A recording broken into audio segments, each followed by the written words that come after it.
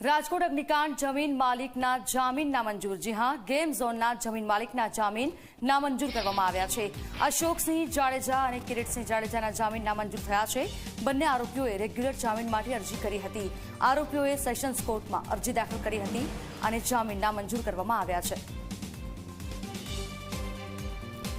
તો અગ્નિકાંડ મુદ્દે તપાસ થઈ રહી છે। રોજ નવા ખુલાસાઓ સામે આવી રહ્યા છે। ત્યારે જમીન માલિકે જામીન માટે અરજી કરી હતી અને આ જામીન અરજી નામંજૂર કરવામાં આવી છે। સંવાદદાતા દિવ્યેશ અમારી સાથે ફોનલાઈન પર જોડાયા છે, વધારે વિગત આપશે। દિવ્યેશ, જે રીતે જે ટીઆરપી ગેમ ઝોનના જમીન માલિક છે તેઓએ જામીન માટે અરજી કરી હતી, જામીન નામંજૂર કરવામાં આવ્યા, શું વિગતો?